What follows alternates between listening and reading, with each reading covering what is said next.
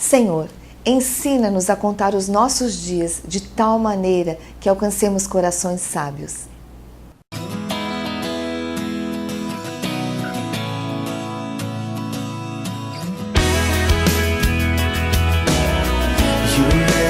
Easier to be, easier to be me. It's hard to believe you make it easy.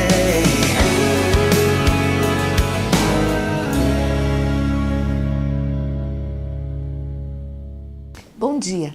Que a graça do Senhor esteja sobre a tua vida, que esse dia possa ser um dia cheio de alegria, de paz, de amor, que você possa comer o melhor dessa terra nesse dia. E para nós comermos o melhor da terra, né, nesse dia, nesse tempo de hoje, nós precisamos saber como aproveitar o tempo que Deus tem colocado em nossas mãos. Como vamos aproveitar o tempo de uma maneira que nós estejamos agradando ao Senhor? A Bíblia diz que a alegria do Senhor é a minha força. A alegria do Senhor é a nossa força. Então, quando nós estamos agradando ao Senhor, quando Deus se alegra conosco, nós temos a força do Espírito Santo porque nós estamos em perfeita comunhão com o Senhor. Então, para isso, nós precisamos reconhecer o tempo que nós estamos vivendo, nós precisamos aproveitar bem o tempo.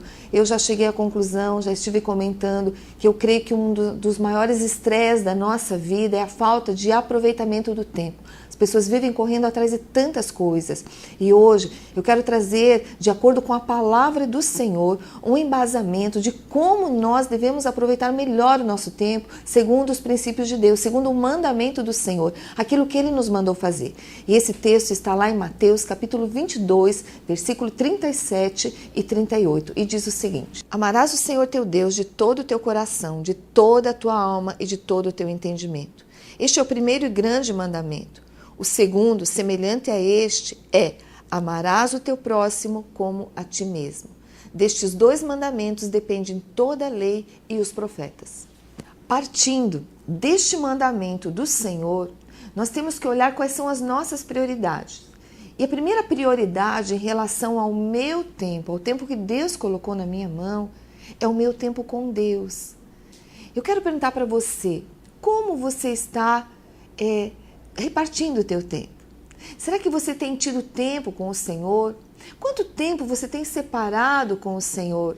Lembre-se que quando Jesus estava indo para a crucificação ali no Getsêmani, ele deixou os discípulos de lado e ele seguiu mais à frente para estar sozinho com o Pai. E ele pediu para que os discípulos estivessem vigiando. E quando Jesus voltou por mais de uma vez, os discípulos, tomados pela canseira, eles estavam dormindo. E Jesus falou: olha, nem uma hora pudeste vigiar comigo? Quer dizer, eu creio assim que nós precisamos, eu não quero colocar o dever, mas nós precisamos ter um tempo com o Senhor, um tempo de oração, um tempo de leitura da Bíblia, um tempo dedicado a Deus, é para Ele, eu vou focar a minha vida nele, porque ali diz nesse primeiro mandamento, amar a Deus sobre todas as coisas. Então, se eu devo amar a Deus sobre todas as coisas, a minha maior qualidade de tempo deve ser com o Senhor. Em segundo lugar, o meu tempo deve estar dedicado a mim mesmo, a minha vida, a cuidado comigo. Quantas pessoas não param pensando nelas mesmas? Quando nós passamos muito tempo, que nós não nos voltamos para nós mesmos, porque o segundo mandamento diz assim, olha, amar ao próximo como a ti mesmo. Então, eu devo me amar, mas para me amar, eu devo me conhecer, eu devo ver o que está dentro do meu coração, eu devo colocar o meu mundo interior em ordem, saber como está minha alma, saber como está meu coração, eu devo tratar o meu íntimo, o meu interior, eu devo me cuidar, eu devo valorizar a mim mesmo. Eu devo gastar tempo comigo. Em contrapartida, nós vemos tantas pessoas que estão em outro extremo, só dão importância a si mesmo. Não é isso que eu estou falando. Eu estou falando das minhas prioridades. Primeiro tempo com Deus, depois tempo comigo. Eu devo ter um tempo reservado para mim. Muitas vezes eu passo um trabalho, a gente passa muito tempo atendendo pessoas, muito tempo vendo os interesses de outras pessoas, ou mesmo da igreja, mês de outras, até mês da família. E eu sinto falta de ter esse momento com Deus, eu sinto falta de ter um momento de qualidade para mim, onde eu vou fazer coisas que eu gosto, eu vou me arrumar, eu vou dar importância para mim. Então, a segunda prioridade na minha vida tem que ser um tempo para comigo mesmo. Terceira prioridade, tempo com o meu cônjuge. Se eu devo amar o meu próximo como a mim mesmo, o meu próximo, mais próximo para aqueles que são casados, é o cônjuge.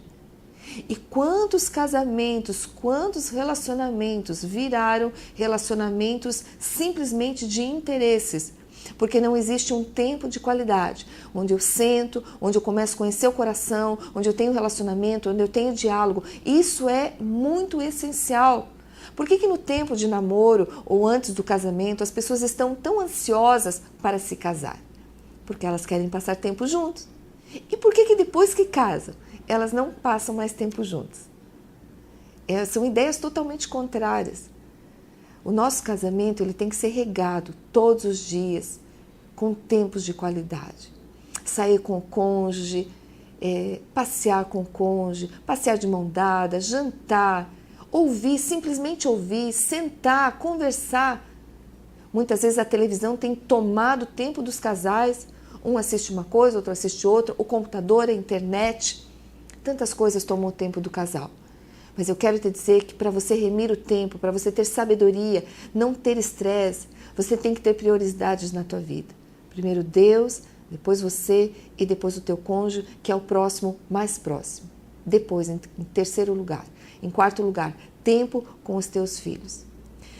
O tempo passa tão rápido. Eu já comentei que as minhas filhas hoje são casadas. Graças a Deus que elas moram perto da minha casa. Mas se elas tivessem ido morar longe e eu não tivesse aproveitado bem o tempo com elas, hoje eu estaria frustrado. Muitas pessoas falam, da síndrome do ninho vazio, que depois que os filhos saem de casa, muitas vezes os casais se separam porque eles não sabem mais conviver sozinhos. O que é isso? Falta de convivência com o casal, mas também, muitas vezes, nós não temos tempo de qualidade com os nossos filhos. E quando eles saem de casa, nós ficamos pensando, as pessoas pensam, nossa, eu poderia ter falado isso, eu poderia ter compartilhado.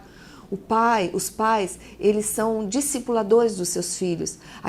O que é um discipulador? Aquele que leva junto, aquele que ensina fazendo, aquele que mostra como faz, aquele que mostra o melhor, aquele que mostra o caminho do Senhor, aquele que ensina os caminhos do Senhor, aquele que diz dos feitos do Senhor, para que os filhos depois, no futuro, tenham confiança em Deus e não neles mesmos. Então, quarta prioridade na minha vida são os meus filhos, para discipular, para conversar, para cuidar do coração deles, porque se nós não cuidarmos do coração dos nossos filhos, outras pessoas vão cuidar. Se nós não tivermos um lugar no coração dos nossos filhos, outras pessoas vão ter. Dedique tempo aos seus filhos.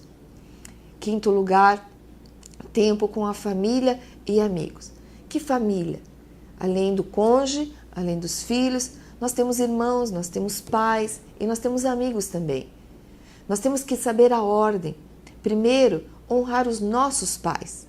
Depois, os nossos irmãos de carne, nossos irmãos de sangue mesmo. E depois os nossos amigos. Tem pessoas que trocam, muitas vezes, os valores. Os pais, mesmo que eles estejam envelhecendo, mesmo que não morem mais conosco, mas a Bíblia diz que nós devemos honrar pai e mãe para que os nossos dias se prolonguem sobre a terra.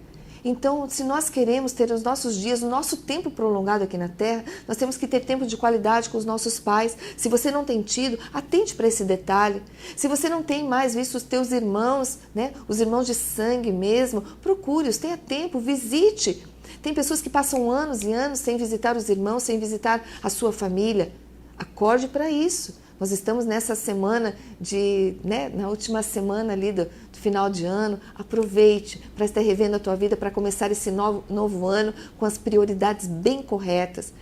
Um outro tempo que nós devemos reservar é um tempo para o inesperado.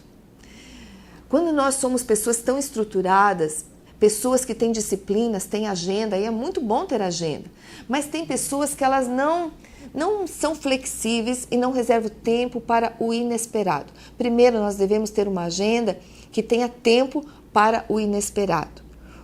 E mesmo que nós tenhamos uma agenda com tempo para o inesperado, nós precisamos sermos flexíveis. Porque o negócio é a nossa agenda, mas Deus também tem a sua agenda para nós. E muitas vezes nós fazemos a nossa agenda sem termos priorizado aquilo que Deus quer falar conosco. E seguidamente, se nós somos pessoas que queremos ser dirigidos pelo Espírito Santo, Deus ele muda a nossa agenda e nós devemos ser flexíveis para isso. Nós devemos receber isso de bom grado, não reclamando. Então reserve um tempo também para o inesperado, porque é importante. Muitas pessoas elas enchem, e eu mesmo muitas vezes faço isso, encho os meus dias de manhã até de noite, sem nem um tempinho, durante a semana, nos tempos que estamos correndo muito, com tantas coisas para fazer, mas nós temos que reservar um tempo para o inesperado, ou então sermos flexíveis para estarmos atentos àquilo que Deus tem, ao mover do Espírito Santo, ao inesperado, porque são tantas coisas inesperadas e que são prioridades em nossa vida. Abra a tua mente e o teu coração para isso também. A Bíblia diz assim que mesmo que estejam surgindo inesperado ou coisas que nós não contávamos na nossa vida, a Bíblia tem um versículo que diz assim: em tudo dai graças, porque essa é a vontade de Deus em Cristo Jesus para convosco. Então em tudo, mesmo no inesperado, mesmo naquilo que nós não estávamos contando, vamos dar graça, porque Deus tem propósito em todas as coisas.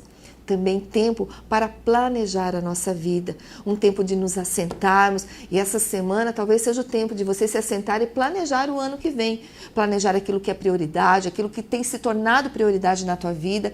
Talvez a mentira caiu da tua mente e você está vendo que as tuas prioridades são diferentes daquelas que você pensava. São prioridades muito importantes na tua vida e que vão mudar totalmente a tua história e vão trazer qualidade de vida. Um outro tempo que nós devemos reservar é tempo para o nosso trabalho. São dois tipos de pessoas. Tem pessoas que trabalham em casa e tem pessoas que trabalham fora. Tem pessoas que trabalham no trabalho secular. Nós devemos ter tempo para o nosso trabalho, tempo de qualidade, vermos bem as coisas. A dona de casa, muitas vezes, as donas de casa fazem as coisas tão corridas, mas não com tempo de qualidade, observando bem todas as coisas, usufruindo da sua casa, olhando para as coisas que você tem ali, coisas tão de valores e que muitas vezes você não dá valor. Isso é tempo de qualidade. Você que trabalha fora também, vá para o teu trabalho, né? Reservando aquele tempo, sai um pouco antes de casa, observando todas as coisas, reservando um tempo de qualidade para o teu trabalho. É bom quando nós vamos para o nosso trabalho com paixão mesmo, amando, porque quando nós fazemos as coisas por obrigação, parece que nós ficamos tão estressados e daí realmente o tempo ou demora para passar ou passa tão rápido e nós não usufruímos daquilo que Deus tem colocado em nossas mãos. Isso são coisas muito práticas. Nós temos que aprender a eliminar aquilo que não é prioridade e tratarmos com dedicação e com tempo de qualidade aquilo que é importante, que é prioridade na nossa vida. Isso são coisas práticas e que, se você colocá-las em prática, pedir ao Espírito Santo que te ajude, ele já vai estar aí. Lá em Eclesiastes diz que tem tempo para todas as coisas. Tempo de amar, tempo de deixar de amar, tempo de levantar, tempo de sentar, tempo de andar, tempo de correr, tempo de chorar, tempo de rir. Ali tem tempo para todas as coisas. Você pode estar lendo e pedindo ao Senhor: Senhor, qual é o teu tempo para a minha vida hoje? E eu quero aprender a dedicar um tempo de qualidade para tudo que tu tens reservado para mim. Isso é maravilhoso, quando nós podemos lançar mão de um Deus cujo olhar está sobre as nossas vidas, pronto para nos ajudar quando nós solicitamos, quando nós damos espaço. E eu tenho certeza que essa palavra é uma palavra transformadora para a tua vida. E agora eu quero fazer uma oração com você. Se realmente você precisa de uma ajuda aí para prioridades na tua vida, já está aí o Espírito Santo. Vamos orar? Feche os teus olhos e vamos estar orando. Senhor, obrigada, Deus, por esse tempo, Senhor. Agora, Deus, eu quero pedir sobre cada pessoa, Senhor, que está fazendo essa oração. Ensina, Senhor, como o tempo deve ser priorizado. Deus, ensina a mudar as rotinas, Senhor, e a priorizar aquilo que é importante, Senhor, aquilo que realmente permanece na nossa vida, que faz história, que faz a diferença, Senhor. Eu oro abençoando essas pessoas para que a tua sabedoria esteja sobre a vida delas e sobre a família, Deus, e que nesses dias que antecedem, Deus, esse ano de 2013, ó Deus, dá possibilidade de termos um planejamento de qualidade, Senhor, para que começamos um novo ano, Senhor, sabendo aproveitar o tempo, Senhor, para a glória do Teu nome, em nome de Jesus. Amém.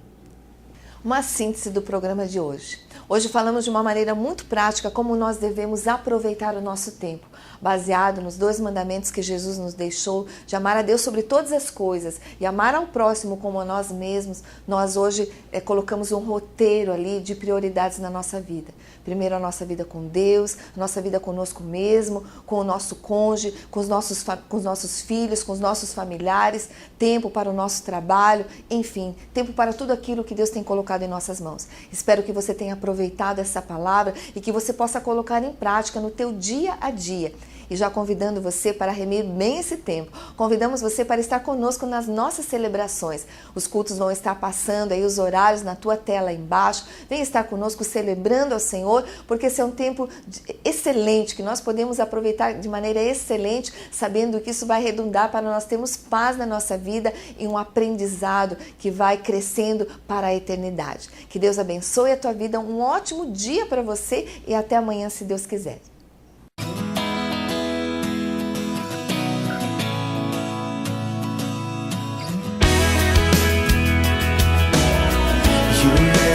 Easier to be, easier to be me. It's hard to